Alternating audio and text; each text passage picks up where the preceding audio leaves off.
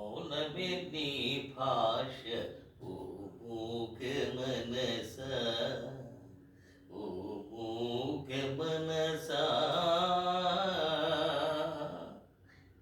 ఏమండి, ఎన్నిసార్లు చెప్పాలండి మీకు కూరలు తేవద్దని?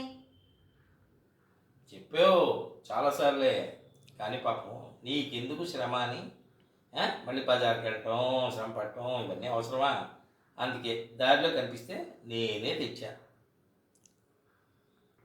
మీరు తెచ్చిన బెండకాయ మీకులాగే ముదురు, దొండకాయ పండిపోయింది, వంకాయ ఏమో గిజరు,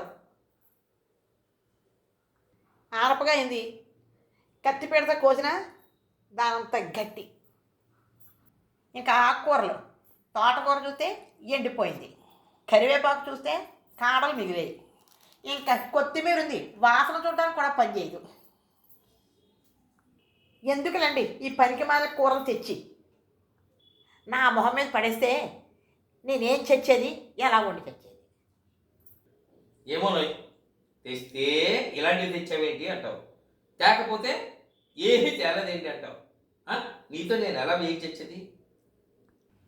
మహానుభావ, ఎవరైనా బజార్లో పుచ్చులు చచ్చులు లేనివి ఏరుకు తెచ్చుకుంటారు.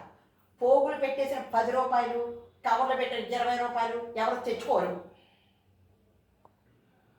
ఏమయ్యా, ఏదో వెంటనే లేట్ లేకుండా వాడే పాపం హ్యాపీగా కవర్లో పెట్టిస్తున్నాడు అనేసి తీసుకొస్తున్నాను.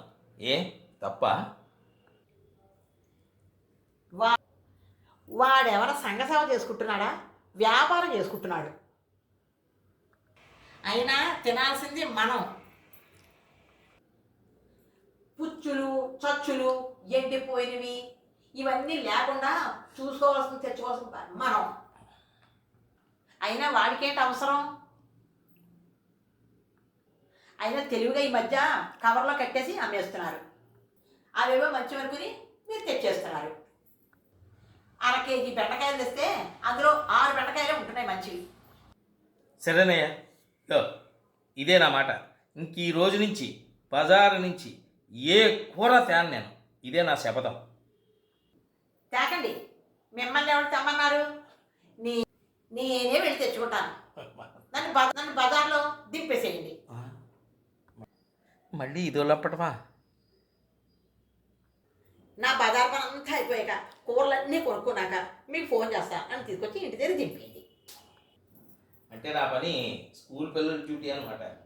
స్కూల్కి తీసుకొచ్చినట్టు. ఇదిగో మరి ఏమనుకున్నారు? ఇప్పుడే చెప్తున్నా, మళ్ళీ మీరు కనుక చెత్త కూరలు తెచ్చారంటే సంచితో పడంగా పెంట మీద తిరేస్తాను. తర్వాత మీరు బాధపడిన ప్రయోజనం లేదు, చూసుకోండి. అయినా నువ్వెంత ఘాటుగా నిష్ఠూరంగా మాట్లాడితే నేను ఎందుకు తెస్తానయ్యా? ఆ మాటకు వస్తే కూరలు కాదు ఏమీ తేను బజార్ నుంచి.